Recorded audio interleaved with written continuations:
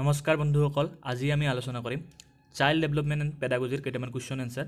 এইখন মই এখন কোচিং চেণ্টাৰৰ হয় কুৱেশ্যন পেপাৰখন। যদি মই ভাবিলোঁ কি এইখনৰ পৰা কমন আহিব পাৰে, চ' আপোনালোকৰ আগত আগবঢ়াই দিলোঁ।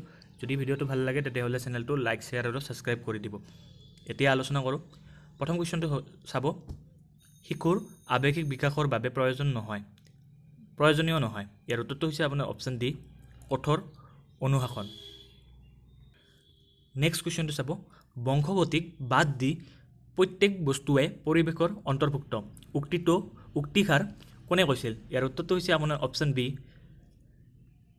এনাষ্টেছিয়ে কৈছিল। নেক্সট কুৱেশ্যনটো চাব, বিকাশল, ইয়াৰ উত্তৰটো হৈছে আপোনাৰ অপশ্যন ডি, এ আৰু বি দুয়োটাই, মানে গুণগত আৰু পৰিমাণগত। নেক্সট কুৱেশ্যনটো চাব, শিশুৰ বাবে ভাষাৰ বিকাশৰ ক্ষেত্ৰত বেছি সংবেদনাত্মক হয়। ইয়াৰ উত্তৰটো হৈছে আপোনাৰ অপশ্যন বি, প্ৰাপ্তবয়স্ক। নেক্সট কুৱেশ্যনটো চাব, তলৰ কোনটো সত্য নহয়? ইয়াৰ উত্তৰটো হৈছে আপোনাৰ অপশ্যন ডি, প্ৰাক জন্মোত্তৰ স্তৰ যুক্তিবাদী চিন্তা। এইটো ভুল, মানে এইটো সত্য নহয়, বাকীকেইটা সত্য। নেক্সট কুৱেশ্যনটো চাব,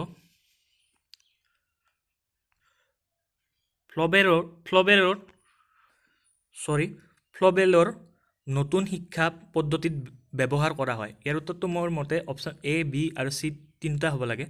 চাব, এত আছে সংগীত, কলা আৰু প্ৰকাশভংগী, বিত আছে 6টা ৰঙৰ গুলি আৰু চিত আছে উপহাৰৰ ব্যৱহাৰ।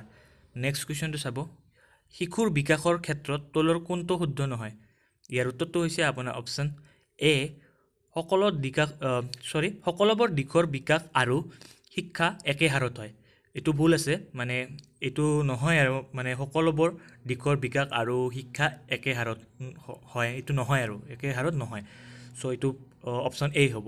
নেক্সট কুৱেশ্যনটো চাব, এজন ছাত্ৰৰ প্ৰকৃত বয়স 10 বছৰ আৰু মানসিক বয়স 12 বছৰ হয়, তাৰ বুদ্ধিংক হ'ব। ইয়াৰ উত্তৰটো হৈছে আপোনাৰ অপশ্যন বি, 120। মানে যদি এজন শিশুৰ 20 বছৰ প্ৰকৃত বয়স আৰু মানসিক বয়স যদি 12 বছৰ হয়, তাৰ বুদ্ধিংক হ'ব আপোনাৰ 120। আৰু নেক্সট ভিডিঅ'বিলাকো আহিব সোনকালে, আৰু সেইবাবে আমাৰ লগত আমাৰ চেনেলটো ছাবস্ক্ৰাইব কৰি আমাৰ লগত জড়িত থাকক, আৰু লগতে বেল আইকনটো প্ৰেছ কৰি দিব। যদি ভিডিঅ'টো ভাল লাগিছে তেতিয়াহ'লে চেনেলটো লাইক, শ্বেয়াৰ আৰু ছাবস্ক্ৰাইব কৰিব। আৰু যদি কিবা ভুল হৈছে তলত কমেণ্ট কৰি দিয়ে যেন। ধন্যবাদ।